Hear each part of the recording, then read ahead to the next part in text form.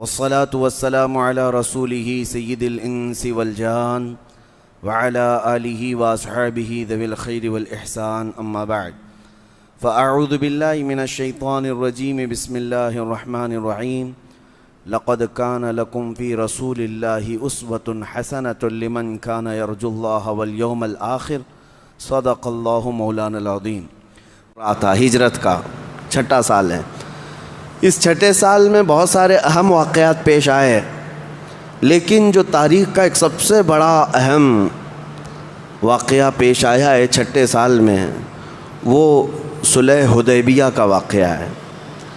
مسئلہ یوں تھا کہ ذی القعدہ کا مہینہ چل رہا تھا، شوال کے بعد ذی القعدہ ہے۔ نبی کریم صلی اللہ تعالیٰ علیہ وسلم مدینہ طیبہ سے صحابہ کے ساتھ عمرہ کی غرض سے نکلے، اور 1400 صحابہ حضور کے ساتھ احرام پہن کر کے نکلے تھے۔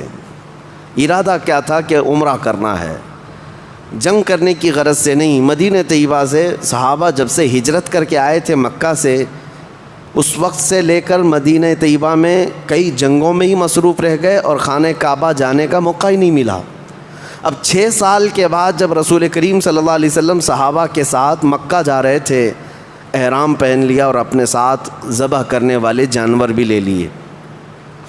اب جب اسفان نام کا ایک علاقہ ہے، وہاں تک پہنچے رسول کریم صلی اللہ علیہ وسلم، تو آپ کو یہ پہلے سے اندیشہ تھا کہ مکہ کے کفار اتنی آسانی سے عمرہ کرنے نہیں دیں گے۔ اتنی جنگیں ہو چکی ہیں آپس میں، جنگ بدر ہوئی ہے، جنگ احد ہوئی ہے، جنگ خندق ہوئی ہے، بڑی بڑی خون خوار جنگیں ہوئی ہیں، خون ریز جنگیں ہوئی ہیں۔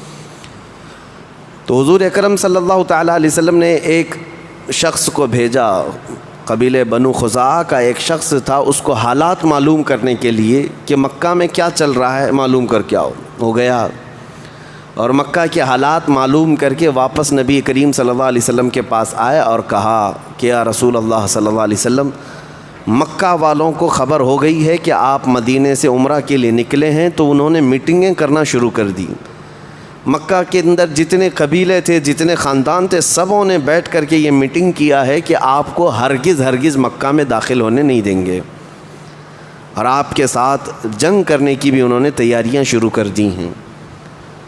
اور اس میں سرکردہ سربراہ جو ہے وہ خالد بن ولید تھے اور اکرمہ بن ابو جہل کے بیٹے اکرمہ اور خالد بن ولید۔ ابھی تو وہ اسلام لائے ہوئے نہیں تھے، میٹنگوں میں وہ سر فہرست تھے اور سارے لوگوں کی جماعتیں جمع کر رہے تھے کہ مسلمانوں کو مکہ میں انٹر ہونے نہیں دیا جائے گا۔ اب وہ خبر جیسی حضور اکرم صلی اللہ تعالیٰ علیہ وسلم تک پہنچی، پھر بھی آپ سفر جاری رکھے تھے مکہ کی طرف۔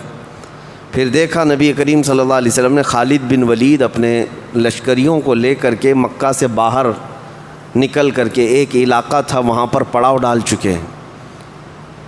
یہ حملہ کرنے کے لیے، جنگ کرنے کی نیت سے مکہ سے وہ نکل کر باہر آ چکے تھے کہ مسلمانوں کا راستہ روکنا ہے۔ ابھی 35 کلومیٹر دور تھا مکہ۔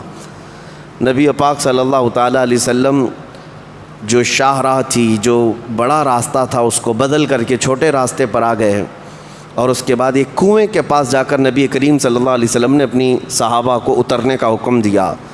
یہ وہ علاقہ ہے جس کو حدیبیہ کہتے ہیں، اس علاقے کا نام حدیبیہ تھا، وہ ایک کنواں تھا۔ اب جیسے اترے 1400 صحابہ ہیں، پانی تھوڑا سا اس کنویں میں تھا، چند صحابہ نے پانی کیا لیا، وہ کنواں ہی سوکھ گیا۔ اور یہ گرمیوں کے دن تھے۔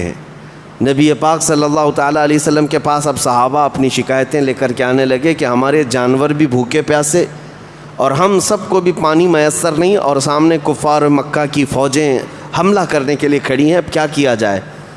اور سب کے حال جسموں پر احرام ہے، احرام کی حالت میں تو جو مارنا بھی جائز نہیں، چونٹی مارنا بھی جائز نہیں، اب جنگ کہاں کریں گے، احرام کی حالت میں ہیں۔ نبی پاک صلی اللہ تعالیٰ علیہ وسلم حدیبیہ کے موقع پر صحابہ میں سے ایک صحابی سے کہتے ہیں تمہارے پاس برتن ہے تو لاؤ۔ وہ برتن لے کر کے آئے۔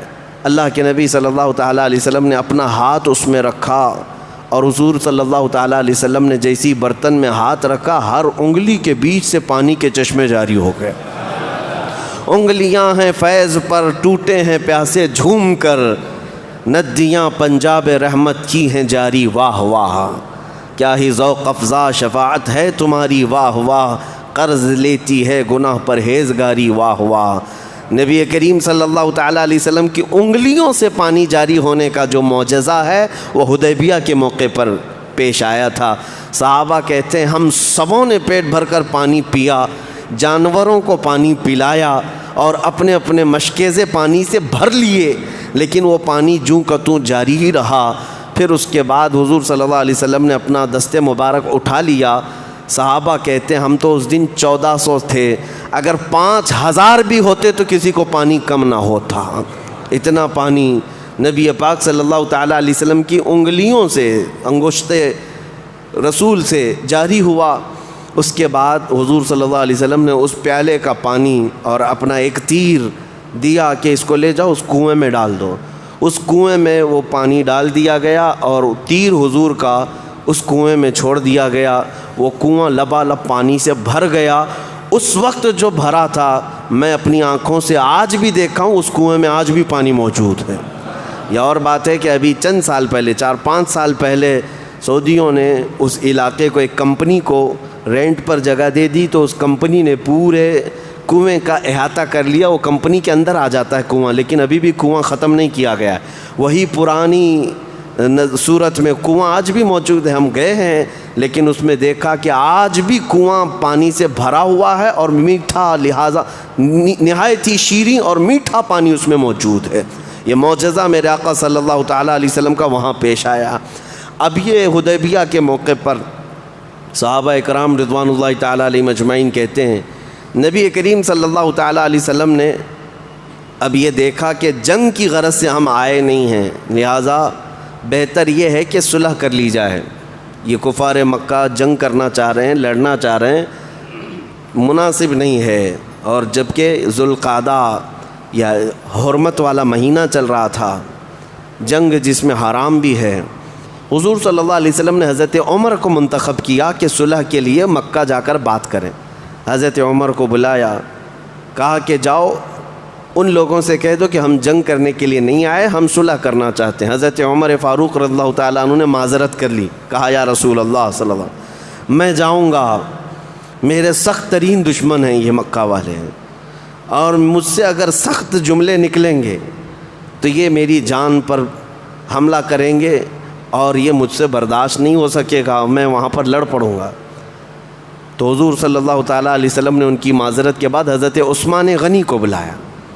حضرت عثمان غنی اس وقت بھی مکہ والوں کے نظر میں معزز تھے، ان کا خاندان بھی شریف اور وہ لوگوں میں عزت والے تھے مکہ میں۔ تو حضرت عثمان کو بھیجا گیا مکہ، جاؤ صلح کے لیے بات کرو۔ حضرت عثمان غنی احرام کی حالت میں مکہ مکرمہ آئے، وہاں پر لوگوں میں جو بات چیت چل رہی تھی، جو بڑے بڑے سردار تھے ان کے پاس جا کر حضرت عثمان غنی نے کہا کہ محمد رسول اللہ صلی اللہ علیہ وسلم کی طرف سے میں قاصد ہوں اور صلح کا پیغام لے کر کے آیا ہوں۔ تو اس میں ابو سفیان اور بھی دیگر بڑے بڑے وہاں پر جو سردار تھے موجود تھے، سبوں نے سنا۔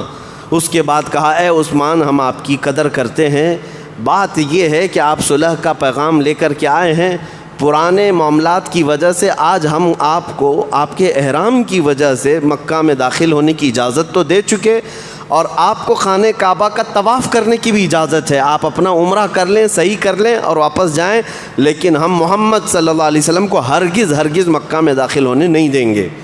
حضرت عثمان غنی کہتے ہیں اگر میرے جسم پر یہ احرام قیامت تک بھی رہے میں بغیر رسول اللہ کے عمرہ ہرگز نہیں کروں گا، رسول اللہ کے بغیر میں عمرہ نہیں کروں۔ وہ حرم شریف تک پہنچ کر کے حضرت عثمان غنی خانہ کعبہ کا طواف نہیں کیا، کہا کہ مجھے منظور ہے میں یہ احرام کی حالت میں رہوں گا۔ جبکہ مکہ مکرمہ پہنچ جانے کے بعد کعبہ سامنے ہے، صفا مروہ قریب ہیں، صرف 7 چکر کعبے کے لگاتے اور 7 چکر صفا مروہ کی صحیح کرتے، ان کا احرام ہو جاتا، اتر جاتا، عمرہ ہو جاتا، لیکن حضرت عثمان غنی نے نہیں کیا۔ یہ صحابہ کا عشق ہے اور یہ صحابہ کا مسلک ہے، بے ان کے واسطے خدا کچھ عطا کرے، ہاشا غلط یہ ہوس بے بصر کی ہے۔ اسی کو اعلیٰ حضرت نے فرمایا تھا بخدا خدا کا یہی ہے در، نہیں اور کوئی مفر مقر، جو وہاں سے ہو یہیں آ کے ہو، جو یہاں نہیں تو وہاں نہیں ہو۔ نبی کریم صلی اللہ تعالیٰ علیہ وسلم کو چھوڑ کر کے کون سا دین ہے؟ حضرت عثمان غنی جب منع کر دیتے ہیں کہ میں حضور صلی اللہ علیہ وسلم کے بغیر عمرہ نہیں کروں گا، تو مکہ کے جو بڑے بڑے سردار تھے انہوں نے حضرت عثمان غنی کو روک لیا مکہ میں، کہا کہ اب ہم جانے بھی نہیں دیں گے، اب قید کر لیا۔ لیکن یہ قید کرنا ایسا مشہور ہو گیا کہ حدیبیہ کے مقام پر جو 1400 صحابہ حضور کے ساتھ تھے، سبوں میں یہ افواہ پھیلا دی گئی کہ حضرت عثمان غنی کا قتل ہو گیا، مکہ والوں نے ان کو قتل کر دیا۔ اور اس زمانے میں کیا، آج کے زمانے میں بھی کسی ایمبیسیڈر کا قتل کرنا، کسی قاصد کا قتل کرنا بہت بڑا گناہ، بہت بڑا جرم سمجھا جاتا ہے۔ اب وہ حضور کے ایمبیسیڈر تھے، ترجمان تھے، قاصد بن کر کے گئے تھے۔ جب یہ قتل کا معاملہ مشہور ہو گیا تو صحابہ اکرام کو حضور صلی اللہ علیہ وسلم نے طلب کیا۔ اب ایک درخت کے نیچے حضور صلی اللہ علیہ وسلم بیٹھتے ہیں اور صحابہ سے اپنے ہاتھ میں ہاتھ دے کر کے بیعت لیتے ہیں۔ یہ بیعت رضوان کہلاتی ہے، جس کا ذکر سورہ فتح 26ویں پارے قرآن میں موجود ہے۔ نبی پاک صلی اللہ علیہ وسلم نے صحابہ سے یہ عہد لیا کہ تم یہ وعدہ کرتے ہو کہ آخری سانس تک تم ہماری وفاداری پر قائم رہو گے، اللہ اور اس کے رسول کی رضا پر ڈٹے رہو گے۔ ہر صحابی نے نبی پاک صلی اللہ علیہ وسلم کے ہاتھ میں ہاتھ دے کر کے بیعت کیا، اور اس بیعت کے بعد اللہ نے قرآن میں آیت نازل فرمائی، لقد رضی اللہ عن المؤمنین اذ یبایعونک تحت الشجرہ، اللہ ان مومنوں سے راضی ہو گیا جو درخت کے نیچے اپنے رسول کے ہاتھ میں ہاتھ دے کر بیعت کر رہے تھے۔ اور قرآن میں اللہ فرماتا ہے ان الذین یبایعونک انما یبایعون اللہ، جن لوگوں نے اے رسول آپ کے ہاتھ میں بیعت کیا ہے، حقیقت میں انہوں نے اللہ سے بیعت کیا ہے۔ یہ بیعت کیا ہے؟ بیعت کیا ہے؟ بیع کا مطلب عربی میں بیچ دینا، بیع کا مطلب بیچنا۔ تو جب ایک بندہ اپنے شیخ کے ہاتھ میں ہاتھ دے کر یہ کہتا ہے کہ میں اللہ اور اس کے رسول کے لیے اپنے آپ کو تمہارے حوالے کر دیا، وہ بیچ دیتا ہے، اس کو کہتے ہیں بیعت۔ کس کام کے لیے بیچتا ہے؟ کس کام کے لیے بیچتا ہے؟ اس کا ذکر قرآن پاک میں بھی اللہ نے فرمایا ان اللہ اشتری من المؤمنین انفسهم واموالهم بان لهم الجنہ، بے شک اللہ نے مومنوں سے ان کی جان اور ان کی مال کو خرید لیا، اللہ نے خریدا۔ مومنوں سے اللہ نے ان کی جان اور ان کے مال کو خرید لیا، اس بدلے میں کہ ان کے جان اور مال کے عوض اللہ ان کو جنت عطا فرمائے گا۔ یہ سودا ہے، یہ بیعت اسی کو کہتے ہیں۔ اسی بیعت کا حصہ آج تک موجود ہے، اس سنت پر آج بھی ہم عمل کرتے ہیں۔ جو ہمارے شیخ ہوتے ہیں یا جو پیر و مرشد ہوتے ہیں کسی سلسلہ حقہ کے، ان کا سلسلہ ثابت ہوتا ہے رسول اللہ صلی اللہ علیہ وسلم تک، تو ہم ان کے ہاتھ میں ہاتھ رکھ کر کے یہی کہتے ہیں کہ ہم عہد کرتے ہیں اللہ اس کے رسول کے فرمان بردار رہیں گے اور ہمیشہ ہم وفادار رہیں گے۔ اس عہد کا نام ہی بیعت ہے۔ صحابہ نے بیعت کیا، 1400 صحابہ نے بیعت کیا کہ ہم آخری سانس تک نبی پاک صلی اللہ علیہ وسلم کے وفادار رہیں گے۔ اب بات یہاں آتی ہے کہ حضور صلی اللہ علیہ وسلم نے سب سے بیعت لینے کے بعد پھر یہ کہتے ہیں، دیکھیں مشہور کیا ہوا تھا، ایک بہت اہم نقطہ میں بتاتا ہوں، ایک اہم نقطہ۔ حضرت عثمان وہاں نہیں تھے، حضور صلی اللہ علیہ وسلم نے اپنا بایاں ہاتھ اٹھایا صحابہ اکرام کے سامنے اور اپنا بایاں ہاتھ سیدھے ہاتھ پر رکھا اور فرمایا یہ عثمان کا ہاتھ ہے، میں عثمان کی طرف سے خود اپنے ہاتھ پر بیعت کر رہا ہوں۔ حضور صلی اللہ علیہ وسلم نے فرمایا یہ عثمان کا ہاتھ ہے، اپنا بایاں ہاتھ، کہ وہ یہاں موجود نہیں ہے، ان کی طرف سے میں اپنے سیدھے دائیں ہاتھ پر رکھ کر کے بیعت کر رہا ہوں۔ حضور صلی اللہ علیہ وسلم نے غائبانہ طور پر حضرت عثمان کی طرف سے بیعت کا حکم فرما دیا۔ اب مسئلہ یہ ہے بیعت کس بات پر لی جا رہی تھی، بیعت کب لی جا رہی تھی؟ یہ جب افواہ مشہور ہو گئی کہ حضرت عثمان غنی کا قتل ہو گیا، ان کا قتل ہو گیا ہے اور یہاں بیعت حضور لے رہے ہیں۔ اب سب کی بیعت لینے کے بعد پھر حضور کا یہ کہنا کہ یہ عثمان کا ہاتھ ہے اور میں بیعت کر رہا ہوں، معاملات کیسے ہیں آپس میں سمجھ سکتے ہیں آپ؟ ایک جگہ قتل کی افواہ پر سب صحابہ بھڑکے ہوئے ہیں، اور دوسری جگہ حضور بیعت بھی لے رہے ہیں، اور تیسری مرتبہ حضور اپنا ہاتھ دے کر خود حضرت عثمان کی طرف سے بیعت کر رہے ہیں۔ یہ اس بات کا بین ثبوت ہے کہ نبی پاک صلی اللہ تعالیٰ علیہ وسلم اگرچہ مکہ سے دور ہیں لیکن ان کی نگاہوں سے کوئی معاملہ پوشیدہ نہیں ہے۔ میرے آقا غیب داں نبی یہ جانتے تھے کہ عثمان کا قتل نہیں ہوا ہے، وہ قید ہیں، اسی لیے تو حضور نے ان کے ہاتھ کو اپنا ہاتھ بنا کر بیعت کیا ہے۔ حضور صلی اللہ تعالیٰ علیہ وسلم نے بیعت فرمایا، اور اس کے بعد پھر انتظار کرتے رہے کہ دیکھتے ہیں معاملات کیا ہوں گے۔ تو وہاں سے مکہ سے ایک شخص آیا، اور وہ حالات کو دیکھ کر کے مکہ والوں کو واپس جا کر کہا، مجھے اچھا نہیں لگتا کہ اتنے لوگ احرام کی حالت میں آئے ہیں، جانور ان کے پاس ہیں ذبح کرنے کے، اور ان کو ہم اللہ کے گھر سے روک رہے ہیں، ایسا کیسے ہو سکتا ہے؟ تو مکہ کے جو بڑے بڑے سردار تھے وہ میٹنگ میں بیٹھے ہیں، اس میں ایک عمر دراز شخص تھا، عروہ بن مسعود ثقفی۔ وہ اٹھ کر کھڑا ہوا، کہا، اے قریش، کیا میں تمہارا باپ نہیں ہوں؟ سبوں نے کہا ہاں۔ کیا تم سب میری عزت نہیں کرتے ہو؟ کہا ہاں۔ میں نے کبھی تمہارے ساتھ دھوکہ کیا یا تم میرے بارے میں کوئی بدگمانی رکھتے ہو؟ سبوں نے کہا کبھی نہیں، ہرگز نہیں، آپ ہم میں معزز ہیں۔ کہا تو پھر مجھے اجازت دو، محمد صلی اللہ علیہ وسلم کی طرف سے یہ جو صلح کا پیغام آیا ہے یہ اچھا ہے۔ حضور صلی اللہ تعالیٰ علیہ وسلم نے پیغام میں کیا لکھ کر کے بھیجا تھا پتہ ہے؟ حضرت عثمان سے کہا تھا کہ جا کر یہ پیغام دینا کہ ہم جنگ کے لیے نہیں آئے، ہم عمرہ کرنے کے لیے آئے، ہمیں عمرہ کرنے دیا جائے، اور دوسری بات ہم اب آپ کے ساتھ صلح کرنے کا پیغام بھیج رہے ہیں، اور تمہارے بھی حالات ایسے ہیں کہ کئی جنگوں میں تمہارا بہت نقصان ہو چکا ہے، بدر میں، احد میں، خندق میں، بہت سارا تمہارا جانی نقصان بھی ہوا، مالی نقصان بھی ہوا ہے، جنگ سے کوئی فائدہ نہیں ہونا ہے، تمہاری بھی بھلائی اسی میں ہے کہ صلح کر لو۔ اور حضور صلی اللہ علیہ وسلم نے آخر میں یہ جملہ فرمایا تھا، اور اگر وہ اس بات پر راضی نہ ہوئے تو ان سے کہنا کہ اگر تم جنگ ہی کرنا چاہتے ہو تو محمد صلی اللہ علیہ وسلم اس وقت تک تم سے جنگ کریں گے جب تک کہ گردن ان کے جسم سے الگ نہ ہو جائے، سب سے جنگ کریں گے۔ تو یہ پیغام جب پہنچا تو وہاں کے لوگوں نے دیکھا، پھر عروہ بن مسعود ثقفی جو ان کے اندر عمر دراز شخص تھا وہ کھڑا ہوا، کہا میں جاتا ہوں معاملات کو بات کرتا ہوں۔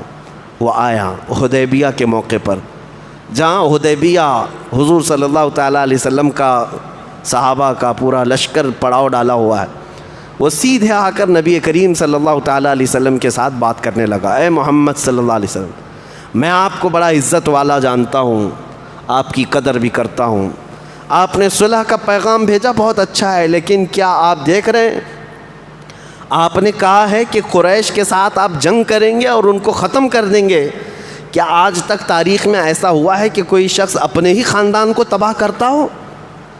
اور اگر قریش مکہ والے تم پر غالب آ گئے اے محمد تو یہ جتنے آپ کے ساتھ دکھ رہے ہیں نا یہ سب چھوڑ کر بھاگ جائیں گے آپ کو۔ صحابہ کو تانا مارا، حضرت ابو بکر صدیق وہاں موجود تھے، غیرت ایمانی ایسی جاگی کہ کھڑے ہوئے اتنا سخت جملہ کہا وہ بڈھے ہے، جا تیری جو دیوی ہے لات اس کی شرمگاہ چاٹتا بیٹھ، ہم محمد صلی اللہ تعالیٰ علیہ وسلم کے وہ وفادار ہیں کہ ہمارے جسم میں خون کا آخری قطرہ جب تک ہے ہم حضور کے قدموں سے پیچھے نہیں ہٹیں گے۔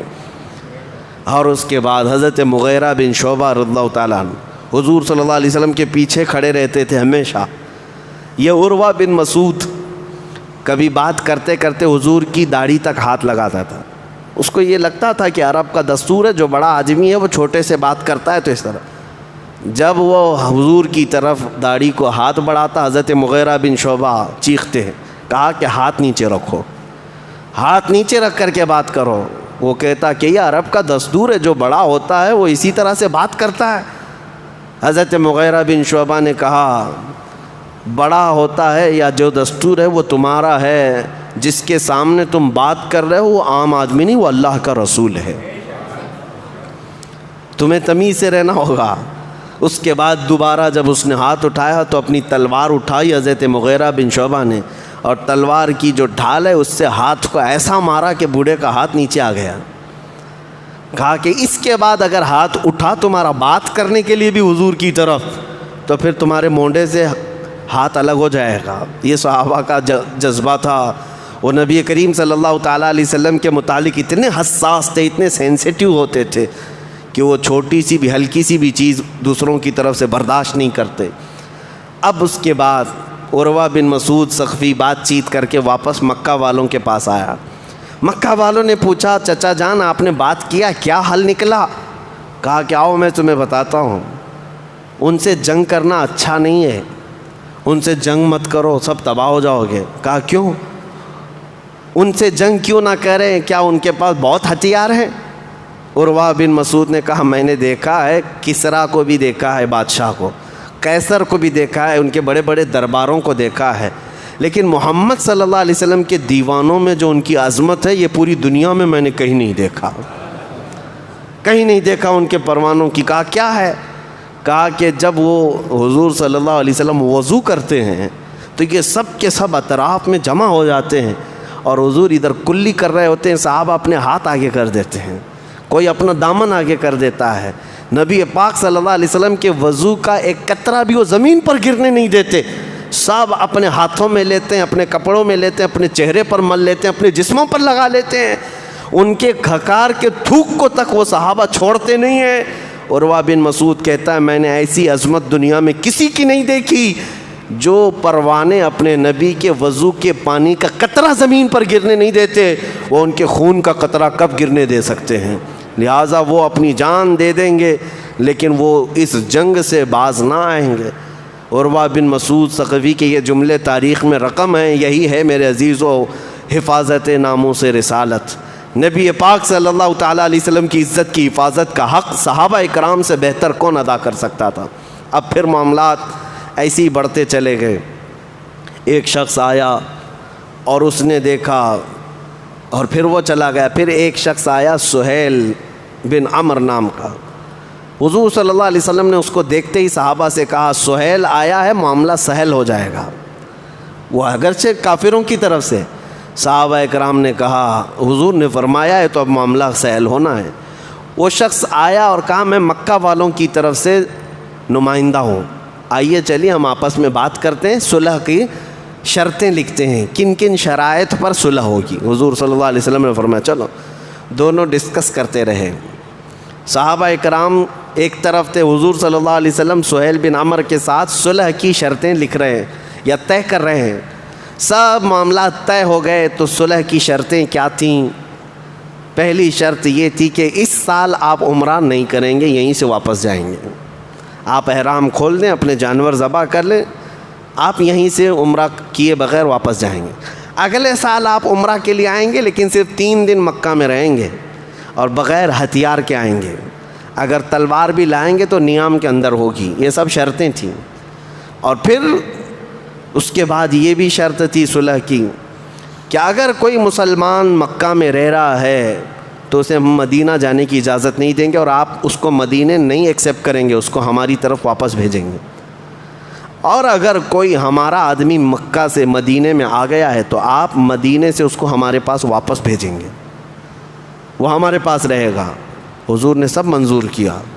اور اس کے بعد یہ بھی صلح کی شرط تھی کہ جو جس کے ساتھ چاہے قبیلوں کے دوستی کرے اس کو اپنا حلیف بنا لے۔ اب یہ شرطیں لکھنے کی بات آئی تو مولا علی کرم اللہ وجہ الکریم کو حضور صلی اللہ علیہ وسلم نے طلب فرمایا آؤ شرطیں لکھی جائیں گی۔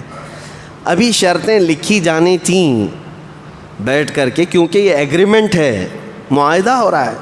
اسی اثنا میں مکہ سے ایک مسلمان حضرت ابو جندل، جو سہیل بن عمر جو شخص ایگریمنٹ کرنے آیا تھا اسی کے بیٹے وہ مسلمان تھے، وہ صحابی رسول تھے۔ ان کو ان کے باپ نے زنجیروں سے باندھ کر کے گھر میں رکھا تھا اور مارتا تھا، یہی سہیل بن عمر جو صلح کرنے آیا تھا۔ وہ زنجیریں کاٹ کر کے بھاگتے ہوئے حدیبیہ کے مقام پر آ گئے۔ حضور صلی اللہ علیہ وسلم نے دیکھا یہ گھسٹتے ہوئے زخموں سے چور چور ہے اور مکہ سے بھاگ کر کے ہمارے پاس آیا۔ حضرت ابو جندل دعائی دینے لگے یا رسول اللہ مجھے قبول کر لیں، میں بہت تکلیف سے وہاں مکہ سے بھاگ کر کے آیا ہوں، میرا باپ روزانہ مجھے مارتا ہے، اور باپ بیٹھا ہوا تھا۔ اور سہیل بن عمر نے کہا اے محمد صلی اللہ علیہ وسلم، ہماری صلح جو ہوئی ہے اس کے لیے میری پہلی شرط یہ ہے کہ میرے بیٹے کو مکہ واپس بھیجنا ہوگا، اس کے بغیر میں صلح کی کوئی چیز سائن نہیں کروں گا۔ حضور صلی اللہ علیہ وسلم نے فرمایا ابھی ہماری ایگریمنٹ سائن نہیں ہوئی، اس سے پہلے وہ آیا ہے، لہٰذا وہ ہمارے پاس رہے گا۔ سہیل بن عمر نے کہا ہرگز نہیں ہو سکتا۔ حضور نے یہ تک کہا کہ چلو وہ مدینے میں نہیں، خاص میرے گھر میں رہنے کی تم اجازت دو اس کو، ابو جندل کو۔ اس نے کہا نہیں، میں آپ کے گھر میں رہنے کی بھی اجازت نہیں دوں گا، واپس کرنا ہوگا۔ حضور صلی اللہ تعالیٰ علیہ وسلم نے منظور کر لیا، ٹھیک ہے ابو جندل کو واپس کیا جائے۔ ایک صحابی ہیں، زخموں سے چور چور ہیں، کافروں کی مار کھا کر کے آئے ہوئے ہیں۔ اب جب حضور صلی اللہ علیہ وسلم نے کہا ابو جندل تمہیں مکہ واپس جانا ہوگا، تو وہ چیخ کر کے رونے لگ گئے اور صحابہ کے پاس گئے۔ 1400 صحابہ وہاں پر ہیں، سب کے سامنے وہ ایسی تقریر کرنے لگے۔ کہا کہ تمہیں پتہ ہے مکہ والے میرے ساتھ کیا کیا کرتے ہیں؟ اپنے نشانات دکھانے لگے زخموں کے، اور زنجیروں میں باندھ کر کے رکھتے ہیں۔ یہ سن کر کے حضرت عمر فاروق رضی اللہ تعالیٰ عنہ تڑپ گئے، کھڑے ہو گئے۔ کہا دوڑتے ہوئے بارگاہ مصطفیٰ میں آئے، کہا یا رسول اللہ آپ اللہ کے سچے رسول ہیں؟ کہا اے عمر کیوں نہیں، کیا ہمارا دین حق نہیں ہے؟ کہا ہاں حق ہے عمر۔ کیا یہ کفار سب باطل نہیں ہے؟ کہا ہاں باطل ہے۔ تو کہا یا رسول اللہ پھر آپ ان سے دب کر کے صلح کیوں کر رہے ہیں؟ آپ ہمیں جنگ کی اجازت دیں، ہم ان کے پرخچے اڑا دیں گے، ابھی ہمیں پتہ ہے ان کے ساتھ کیا کرنا ہے۔ نبی پاک صلی اللہ علیہ وسلم نے فرمایا عمر میری نگاہیں جو دیکھ رہی وہ تم نہیں دیکھ سکتے، جاؤ۔ حضرت عمر آئے اور صحابہ کے سامنے یہی کہہ رہے تھے کہ حضور سے عرض کرو کہ جنگ کرنے کی اجازت دی جائے۔ حضرت ابو بکر کے پاس آئے، کہا اے ابو بکر آپ کی بات رسول اللہ کبھی ٹالتے نہیں، دیکھ نہیں رہے آپ حضور صلی اللہ علیہ وسلم کیسے صلح کر رہے ہیں؟ حضرت ابو بکر نے ان کی باتیں سنی، ان کا کندھا پکڑ کر کے ہلایا اور زوردار آواز میں حضرت ابو بکر نے کہا الزم غرضک یا عمر، اے عمر اوقات میں رہ کر کے بات کر، تو کس کے بارے میں بات کر رہا ہے؟ وہ اللہ کے رسول ہے، وہ اپنے پیٹ سے فیصلہ نہیں کرتے، وہ جو کرتے ہیں وہ اللہ کی وحی سے کرتے ہیں، وہی خدا سے وہ فیصلہ کرتے ہیں۔ حضرت عمر اس وقت کہتے ہیں اس وقت اچانک مجھے احساس ہوا کہ میں نے غلطی کیا ہے، جذبات میں آ کر کے میں نے غلطی کیا ہے۔ اور ابو بکر صدیق کا ایمان اس دن دیکھنے کو ملا کہ حالات چاہے جیسے بھی ہوں لیکن رسول جو فرما دے وہی دین ہے، وہی ہمارے لیے حق ہے۔ ابو جندل کو واپس کرنا پڑا۔ کئی معاملات ہوئے اس حدیبیہ کے موقع پر، بتانا بہت اہم ہے۔ صحابہ کا ایمان دیکھیں آپ، ہر گھڑی آزمائش ہے ان کی۔ ابو جندل کو واپس کیا مکہ۔ اب صلح نامہ جب لکھنے کی بات آئی حضرت علی کو بلایا حضور نے، قلم لو لکھو۔ اب لکھنے کا جو تھا بسم اللہ الرحمن الرحیم، تو سہیل بن عمر جو صلح کرنے کے لیے آیا تھا کافروں کی طرف سے، وہ اٹھ کر کے بیٹھا اور کہا ہم رحمان کو جانتے ہی نہیں، ہم رحمان کو نہیں جانتے، خدا کا نام اس میں مت لکھو، پہلے سے ہمارا جیسے دستور ہے بسمک اللہم بس اتنا ہی لکھنا ہے، الرحمن الرحیم نہیں۔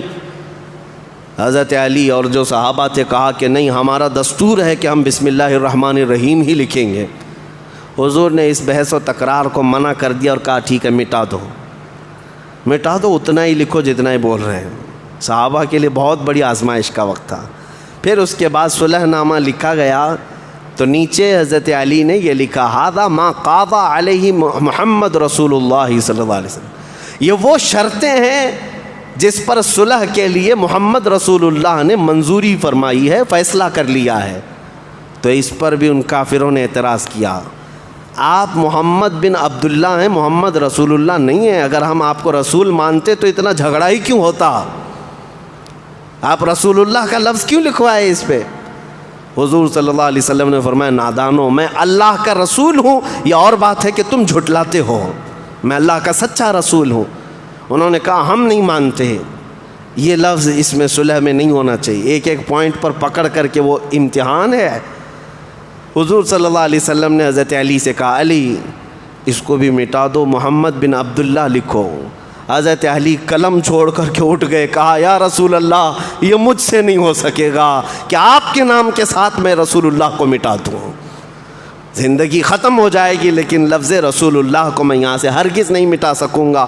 حالانکہ حضرت علی سے زیادہ فرمانبردار کون ہو سکتا ہے؟ حضور صلی اللہ علیہ وسلم کے لیے جنہوں نے اپنا سب کچھ فنا کیا ہے، لیکن بات جب جذبہ عشق کی آتی ہے تو ایک محب اور ایک محبوب کے درمیان کے معاملات، یہ نافرمانی نہیں کی حضرت علی نے، وہ جذبہ فرط محبت میں کہا کہ یا رسول اللہ مٹانا مجھ سے نہیں ہو سکتا، آپ کے نام کے ساتھ رسول اللہ کا لفظ رہے گا۔ حضور صلی اللہ علیہ وسلم نے فرمایا علی کہاں ہے وہ لفظ؟ حضرت علی نے کہا یہ ہے۔ حضور صلی اللہ علیہ وسلم نے اپنے ہاتھ سے وہ لفظ مٹایا۔ حضرت علی برداشت نہ کر سکے۔ اندازہ کریں، ایک طرف ان کا امتحان ہے اور ایک طرف عشق رسول بھی ہے، ایک طرف رسول اللہ کی ذات ہے، ہر چیز کو وہ ایکسیپٹ کرتے جا رہے تھے۔ کیوں؟ رسول اللہ کا فیصلہ تھا۔ بظاہر حالات ایسے دکھ رہے تھے کہ مسلمانوں کو ایسا نہیں کرنا چاہیے، نہیں کرنا چاہیے، لیکن رسول اللہ نے جو فیصلہ کیا اس پر منظور رہنا بھی ضروری تھا۔ صلح نامہ طے ہو گیا، اب وہ لے کر کے مکہ چلے گئے۔ اب یہاں بات صحابہ کی ہے کہ ان کو واپس جانے کے لیے تو کہنا ہے احرام کھولو، جانور ذبح کرو، اپنے بال یہیں منڈا لو۔ یہاں پر بھی دیکھیں امتحان ہے۔ جو مدینے سے چل کر کے آئے وہ 450 کلومیٹر اور مکہ 35 کلومیٹر باقی ہے، اور ان کو کہہ دیا جائے کہ اب عمرہ نہیں ہے تمہارا، جاؤ یہاں سے، کیا گزرچی ہوگی۔ حضور صلی اللہ تعالیٰ علیہ وسلم نے سارے صحابہ سے کہا ہم نے صلح کر لیا، اس سال عمرہ نہیں کریں گے، احرام اتار دو، اپنے بال منڈا لو، حلق کر لو اور واپس جانا ہے۔ حضور نے ایک بار فرمایا، کوئی صحابی اٹھے نہیں، یہ بھی نافرمانی نہیں ہے۔ دوسری بار حضور نے فرمایا اٹھو، اپنے احرام کھول لو، کوئی نہیں اٹھا، سر جھکائے بیٹھے رہے۔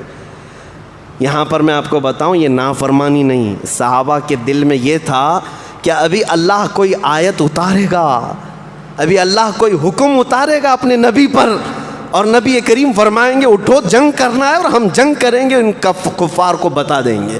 اس انتظار میں تھے کہ وہی اترے گی، وہی اترے گی۔ اب 3 بار حضور نے فرمایا، واپس اپنے خیمے میں آ گئے۔ اس وقت ام سلمہ رضی اللہ تعالیٰ عنہ حضور کی زوجہ مطہرہ، ہم مومنوں کی ماں، حضور کے ساتھ تھیں۔ حضور بڑے غمگین تھے۔ ام سلمہ سے کہتے ہیں اے ام سلمہ، آج تک میرے صحابہ نے میری بات پر اتنی تاخیر نہیں کی، لیکن میں نے آج دیکھا کہ ان میں سے کوئی اٹھتا نہیں ہے، اپنے بال بھی نہیں منڈاتے، احرام بھی نہیں کھولتے ہیں۔ تو ام سلمہ رضی اللہ تعالیٰ عنہ جن کے متعلق آ گیا عورتوں میں اگر کوئی مشورہ کے لائق ہے تو صرف ام سلمہ ہے رضی اللہ تعالیٰ عنہ۔ عرض کرتی یا رسول اللہ صلی اللہ علیہ وسلم، آپ ان سے کیوں فرما رہے ہیں کہ اٹھو احرام کھولو اور اپنے حلق کر لو؟ اس لیے کہ وہ انتظار میں ہیں کہ وہی اترے گی اور آپ کا حکم بدل جائے گا۔ اگر آپ کا فائنل حکم ہے، فیصلہ آپ نے فرما لیا ہے کہ واپس جانا ہے، تو میرے آقا آپ خود خیمے سے باہر جائیں، سب کے سامنے آپ خود حلق فرما لیں، اپنا احرام آپ خود اتار دیں۔ حضرت ام سلمہ کے مشورے پر رسول کریم صلی اللہ علیہ وسلم باہر آئے اور اپنے بال حضور نے حلق کر لی اور احرام اتار دیا۔ صحابہ نے دیکھا حضور کو سامنے، اور اس کے بعد سب کے سب کھڑے ہو گئے اور کہا اب اس کے بعد کوئی حکم بدلنے والا نہیں ہے۔ رسول اللہ نے حلق کر لیا، احرام اتار دیا، تو چلو۔ سارے صحابہ نے اپنے احرام اتار دیے، حلق کر لیے، اور نہ چاہتے ہوئے دل پر پتھر رکھا ہوگا انہوں نے، حضور صلی اللہ علیہ وسلم کے ساتھ واپس مدینے آئے۔ صحابہ کرام پورے راستے میں بات چیت نہیں کرتے تھے، گم سم تھے کہ کیسے حالات ہیں۔ وہ صحابہ جو جنگ بدر میں ان کی گردنیں اڑا چکے تھے، خندق میں ان کے پسینے چھوٹ گئے تھے کافروں کے، وہ صحابہ آج صلح کر کے جا رہے تھے۔ زندگی میں یہ صلح بھی آنا ضروری ہے۔ ہر معاملہ جنگ سے ہی نہیں حل ہوتا، مذاکرات بھی کوئی چیز ہے، ان معاملات سے بھی حل کیے جاتے ہیں۔ جب مدینے واپس آئے، اب ہوا یہ کہ سب سے پہلے جو مسلمان مکہ سے بھاگ کر کے آئے وہ حضرت ابو بصیر تھے، ایک صحابی تھے۔ وہ آئے حضور صلی اللہ علیہ وسلم کے پاس، کہا مکہ والے بڑی تکلیف دیتے ہیں۔ تو جیسے ہی وہ آئے، مکہ کے 2 لوگ کافر بھاگتے ہوئے ان کے پیچھے آئے کہ ہمارا ایگریمنٹ ہو چکا ہے، جو مسلمان آئے گا اس کو واپس کرنا ہوگا۔ مکہ والوں کا پیغام لے کر کے وہ آئے، حضور سے کہا کہ آپ وعدہ خلافی نہیں کرتے، ایک شخص ہمارے ہاں سے بھاگ کر کے آئے، اس کو واپس کریں۔ حضور صلی اللہ علیہ وسلم نے ابو بصیر سے کہا جاؤ، ہم عہد شکنی والے لوگ نہیں ہیں، ہم وعدے کی وفا کرتے ہیں، تم واپس چلے جاؤ۔ حضرت ابو بصیر روتے گڑ گڑاتے واپس گئے مکہ میں۔ بیچ راستے میں ہوا یہ کہ وہ دو آئے تھے ایک مقام پر، حضرت ابو بصیر ان کے ساتھ بیٹھ کر کھانا کھا رہے تھے. حضرت ابو بصیر نے ان سے کہا کہ تمہاری تلواریں بڑی اچھی ہوتی ہیں، تعریف ہے. وہ خوش ہو کر کے اپنی تلوار دیے تو حضرت ابو بصیر نے تلوار اٹھائی اور گردن مار دی. جو پکڑ کر کے مکہ واپس لے جا رہے تھے ان کو قتل کر دیا. اور اس کے بعد پھر بھاگتے ہوئے مدینے آئے.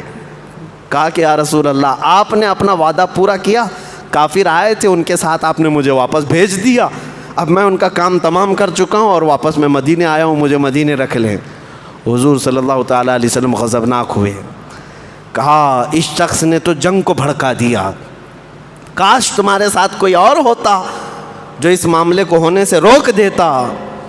حضور صلی اللہ تعالیٰ علیہ وسلم نے کہا کہ معاملات کہیں بڑھ نہ جائیں، ان کے متعلق میں حکم کروں گا. تو وہ ڈر گئے کہ اب پھر واپس مجھے مکہ بھیجیں گے حضور. تو دوسرے دن صبح پہلے ہی مدینے سے بھاگ کر سمندر کے کنارے جا کر پناہ لے لی، ایک چھوٹی جگہ پر، نہ ادھر نہ ادھر.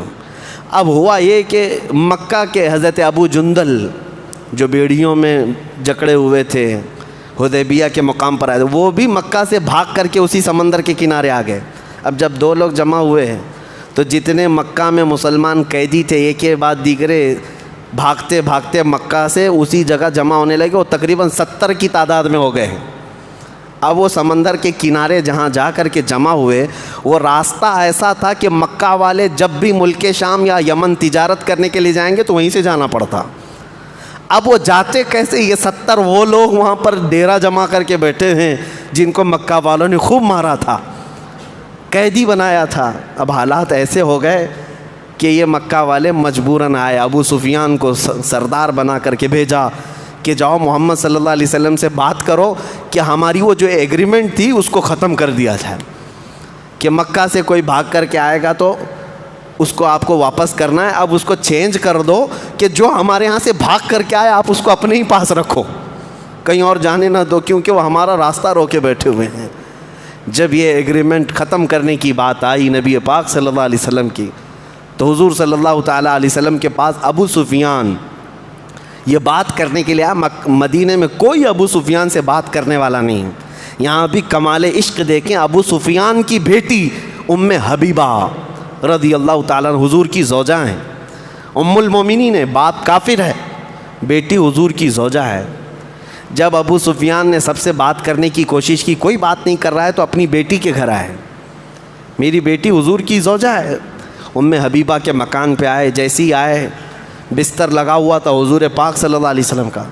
جیسے ہی وہ گھر کے اندر داخل ہوئے، ام حبیبہ رضی اللہ تعالیٰ عنہ نے بستر کھینچ لیا، چادر کھینچ لیا. کہا کیا بات ہے، کیوں آئے؟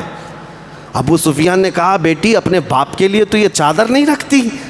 ام حبیبہ نے کہا یہ نہایت ہی دنیا کی پاکیزہ چادر ہے، اس پر اللہ کے رسول بیٹھتے ہیں، میں کسی کافر کو اسے بیٹھنے نہیں دے سکتی. اپنے باپ کے لیے انہوں نے چادر نہیں رکھی، کھینچ لیا. اور اس کے بعد ابو سفیان نے کہا یہاں کہیں دال گلنے والی نہیں ہے، جب میری بیٹی کے گھر بات نہیں ہو سکتی تو دوسروں کے ہاں کیا ہو سکتی ہے. واپس چلے گئے اور اس کے بعد یہ ایگریمنٹ جو تھی وہ ختم ہو گئی. 1 سال نہیں گزرا تھا کہ رسول اللہ صلی اللہ علیہ وسلم 10,000 صحابہ کو لے کر دوسرے سال مکہ کے لیے روانہ ہوتے ہیں.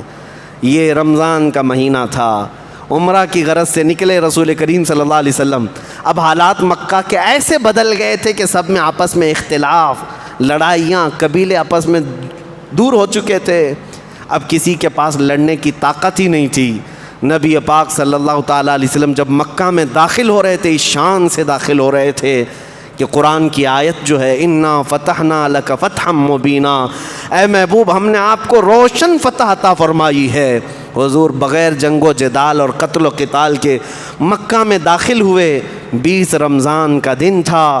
حضور آتے ہیں مکہ مکرمہ میں، سیدھے خانہ کعبہ کے اندر موجود سارے بتوں کا صفایا کیا اور بلال حبشی کو کعبے پر چڑھا کر پہلی اذان وہاں سے دی گئی ہے. یہ مکہ فتح ہوا. اس وقت حضور صلی اللہ علیہ وسلم سے ڈرے ڈرے بھاگ رہے تھے کافر، جتنے دنوں تک جنگ کرتے تھے، لڑتے تھے. آج حضور کے بارے میں قیدی، حضور کے پاس قیدی بن کر آئے تھے، اور صحابہ نعرہ کیا لگا رہے تھے؟ الیوم یوم الملحمہ، الیوم یوم الملحمہ. آج تو گوشت کے چھتڑے اڑانے کا دن ہے، آج تو گوشت کے ٹکڑے اڑانے کا دن ہے. ماریں گے اتنے کہ ٹکڑے ٹکڑے ہو جائیں گے. صحابہ جوش میں یہ نعرہ لگا رہے تھے. رسول کریم صلی اللہ تعالیٰ علیہ وسلم نے سارے قیدیوں کو جمع کیا اور اس کے بعد صحابہ کا یہ نعرہ بدل دیا, الیوم یوم الملحمہ, آج گوشت کے ٹکڑے اڑانے کا دن ہے. حضور نے بدل کر کہا نہیں, الیوم یوم الرحمہ, آج کا دن رحم کرنے کا دن ہے. اذهبوا انتم الطلقاء, جتنے قیدی ہو کر کے آئے وہ جاؤ, سب کے سب تم آزاد ہو, سب کے سب تم آزاد ہو. سب کو آزاد کیا. فتح مکہ کا مکمل خلاصہ, یہاں کیا کیا معاملات ہوئے انشاءاللہ اگلی سیرت کے درس میں عرض کیا جائے گا. یہ 6 ہجری کا ایک واقعہ میں نے پیش کیا ہے, سال بھر اور بھی مختلف واقعات پیش آئے.